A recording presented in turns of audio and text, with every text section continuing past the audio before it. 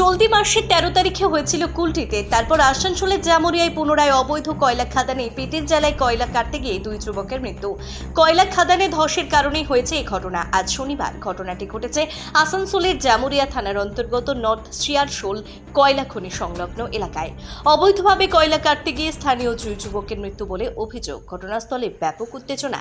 পরিবার ও আত্মীয় স্বজনদের পাশাপাশি পৌঁছে গিয়েছে বিজেপির স্থানীয় নেতৃত্ব। পরিস্থিতি নিয়ন্ত্রণ করার জন্য পুলিশ রয়েছে। স্থানীয় কুনুস্তেরিয়া কয়লা খনি এলাকায় গভীর রাতে হয়েছে এই ঘটনা। জামুরিয়া শিল্প তালুকের এই পরিবারের অভিযোগ, 4 জন এসেছিল কয়লা কাটার জন্য, 2 জন ভেতরে চাপা পড়ে আছে। পুলিশ ও প্রশাসনকে বলা হয়েছে, কলিয়ারি কর্তৃপক্ষকেও খবর দেওয়া হয়েছে, কিন্তু ওই 2 জনকে কেউ উদ্ধার করার কোনো রকম চেষ্টা করছে না। তারা বেঁচে আছে না মারা গেছে কেউ জানতেও পারছে না। পরিবারের দাবি, কয়লা খাদানের ভেতরে রবি কর্মকার ও সঞ্জীব বাউরি চাপা পড়ে আছে বলে তারা জানতে পেরেছে।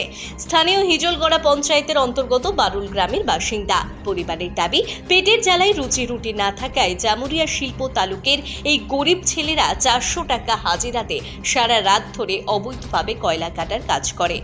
স্থানীয় সজল মাঝি ওরফে গোষ্ঠ ওই এলাকায় অবৈধভাবে কয়লা কেটে বিভিন্ন জায়গায় বিক্রি করার কাজ করে, কিন্তু এই ধরনের ঘটনা ঘটলে হাত গুটিয়ে পালিয়ে যায়। মৃতদেহ কয়লা খাদানে চাপা দিয়ে দেয়। কিন্তু এইবার পরিবারের সদস্যরা, আত্মীয় স্বজন, পাড়া প্রতিবেশী ও বিজেপির স্থানীয় নেতৃত্ব এলাকায় চরম উত্তেজনা সৃষ্টি করায় রীতিমতো বেকায়দায় পড়ে গিয়েছে সজল সহ অন্যান্য কয়লা মাফিয়ারা।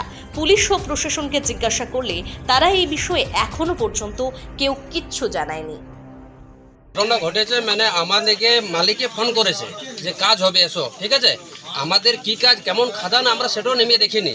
তো আজকে হঠাৎ এই গেলা যে হয়েছে, মালিকের জানা দরকার কিছু যে এরকম আমাদের খাদানের পরিস্থিতি আছে কি আছে। এখন বলতে চাইছি আমরা যে আমাদের যে যারা মরে গেছে 2 জন, তাদের বাচ্চা ছোট ছোট বাচ্চা আছে, ঠিক আছে, তাদের বাড়িতে 2-3 জন বিধবা হয়ে গেছে। ইয়ার আগে তার দাদা মারা গেছে, ঠিক আছে, দাদা মারা গেছে, সংসার চালাবার মতো ওদের কেউ নেই।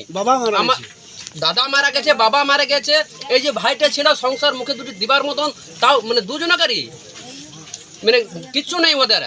তারপরে ওরা আমি বলবো যে ওদের কিচ্ছু নেই আর।